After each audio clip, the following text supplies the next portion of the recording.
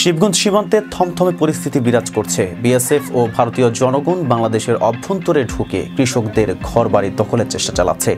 একই সময় তারা আশেপাশের গাছ কেটে ফেলছে। এ নিয়ে দুই দেশের সীমান্ত এলাকায় তীব্র উত্তেজনা বিরাজ করছে।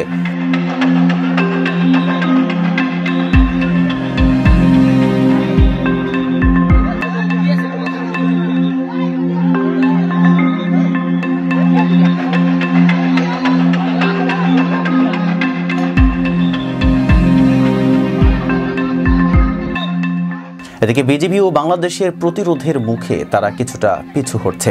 স্থানীয়দের ভাষ্য অনুযায়ী বিএসএফ ও ভারতীয়রা অত্যন্ত সহিংসভাবে গ্যাস বোমা নিক্ষেপ করছে। এতে তাদের প্রতিরোধ করা একেবারেই কঠিন হয়ে পড়ছে। স্থানীয় জনপ্রতিনিধিরা বলছে, সীমান্তের উত্তেজনাকর এমন পরিস্থিতিতে নতুন প্রেক্ষাপট সৃষ্টি করেছে।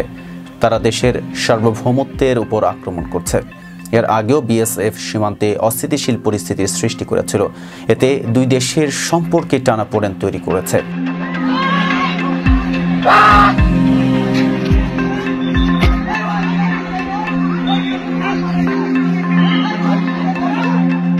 বিএসএফ ও ভারতীয় নাগরিকদের এমন ঔদ্ধত্যপূর্ণ আচরণ আন্তর্জাতিক আইন লঙ্ঘন করছে। স্থানীয়রা বলছেন, একদিকে তারা আমাদের জমি ও সম্পদ ধ্বংস করছে, অন্যদিকে তাদের বাহিনীর আক্রমণ আমাদের প্রতিরোধকে কঠিন করে তুলেছে। বিজিবি ও স্থানীয় জনগণ সম্মিলিতভাবেই ভারতীয় আগ্রাসনের বিরুদ্ধে প্রতিরোধ গড়ে তুলেছে।